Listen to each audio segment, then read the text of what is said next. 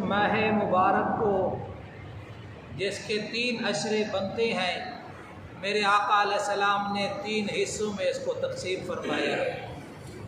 آقا علیہ السلام رمضان المبارک کا تذکرہ کرتے ہوئے فرمایا، یہ جو مہینہ ہے اولہ رحمت و اوسطہ مغفرت و آخرہ عتق من النار، اس کا پہلا عشرہ رحمتوں کا ہے، دوسرا عشرہ مغفرت کا ہے، تیسرا عشرہ جہنم سے آزادی کا ہے۔ سب سے پہلا عشرہ رحمت کا، یقین جانو اللہ کی رحمت ہے تو ہم ہیں، اور اللہ رب العزت نے اپنے تخت اپنے عرش پر یہ عبارت لکھوا رکھی ہے، ان رحمتی سبقت غضبی۔ ذرا مفہوم بتا رہا ہوں، ترجمہ نہیں، مفہوم۔ اللہ کیا کہنا چاہتے ہیں، اس میں کیا بتانا چاہتا ہے؟ اللہ تعالیٰ یہ کہنا چاہتا ہے میری رحمت اور میرے غصے کی ریس ہوئی، میری رحمت جیت گئی اور میرا غصہ ہار گیا۔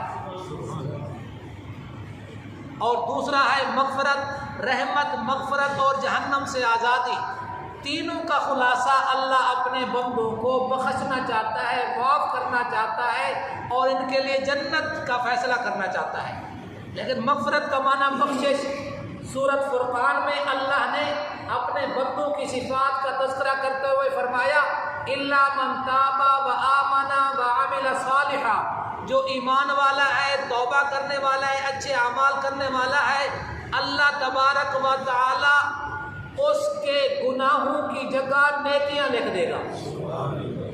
اولئک یبدل اللہ سیئاتہم حسنات، ان کے گناہوں کو نیکیوں کے ساتھ بدل دے گا، نیکیوں کے ساتھ بدل دے گا۔ اور جہنم سے آزادی تو اللہ تبارک و تعالی یہی کہتے ہیں، ارے میرے بندے، میں تمہیں ما یفعل اللہ بعذابکم ان شکرتم وآمنتم، ارے میرے بندے میں تمہیں عذاب دے کے کیا کروں گا، تمہیں عذاب دینے سے مجھے کیا فائدہ ہوگا؟ ہاں جی، میں تمہیں جہنم میں ڈالوں مجھے کیا فائدہ ہوگا؟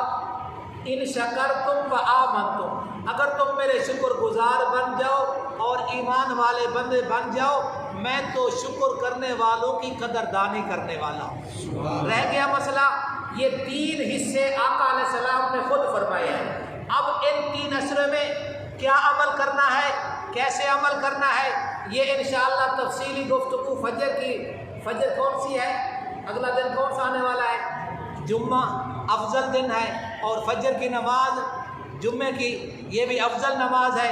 انشاءاللہ نبی صلی اللہ علیہ وسلم نے اس مہینے میں 4 اعمال کا تذکرہ کیا ہے، وہ انشاءاللہ فجر کی نماز کے بعد جو درس ہوگا اس میں تذکرہ کریں گے۔